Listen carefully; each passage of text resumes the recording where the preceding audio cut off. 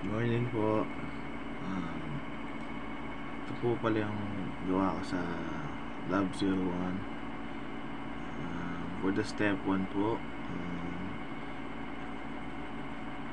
connect A2 switch Cisco 2960, which is this, using straight through Ethernet cable. Plug the cable into PCA Ethernet 0 and switch past Ethernet 0 and 6 port.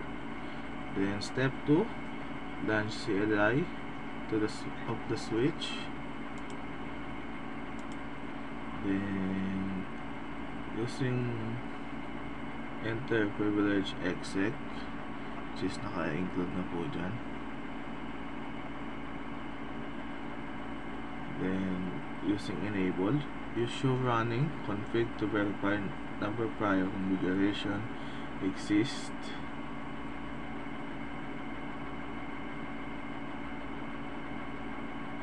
And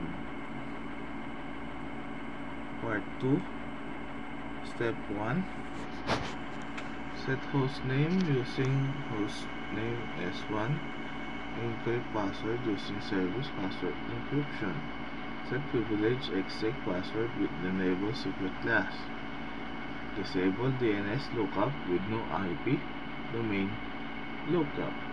Then open PCA, go to desktop,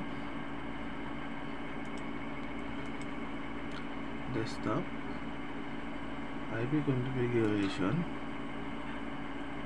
then yun sa IPv4 address, which is 192.168.1.10.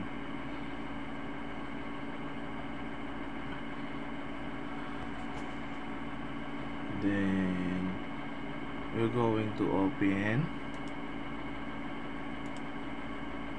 PC command prompt, which is we're going to ping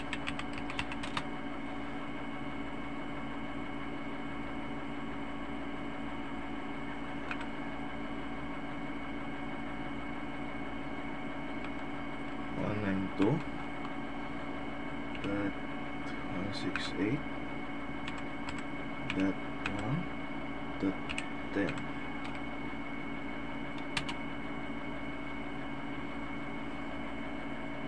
Ayan, successfully po. Then ping naman po natin yung isa. 192.168.1.2.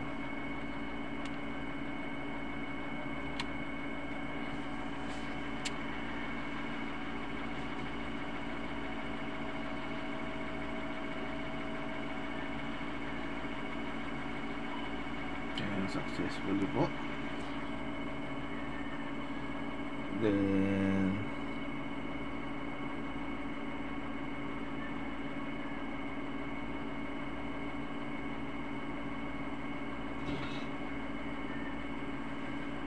ano po tayo, magte-telnet.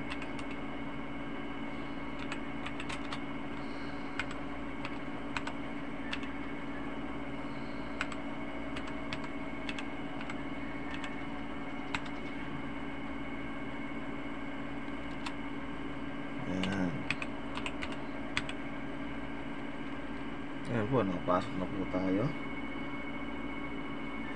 Then sulat lang po natin is copy running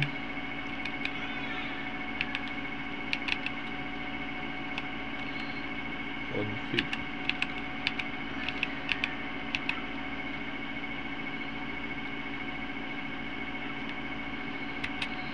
startup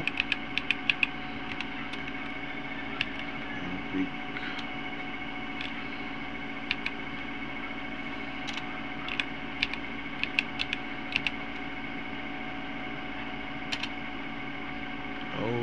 mali po.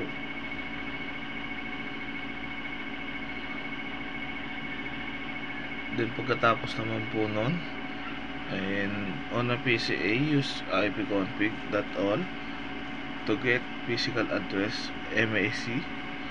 Then for step 2, use show MAC address table on the switch to view all MAC entries. Step 3, filter MAC table. Use show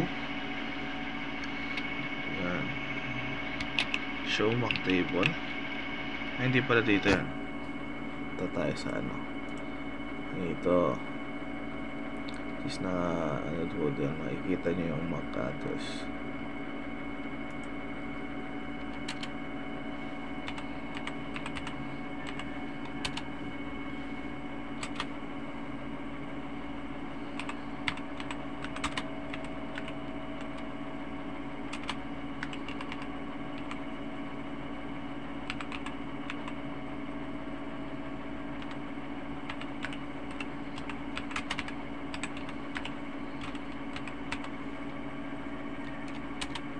Yan, nakita nyo po ano po yung mga address natin. Then for the last step, we're going to clear the MAC table itself, which going to type clear MAC address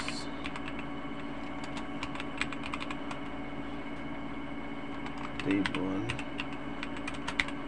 Then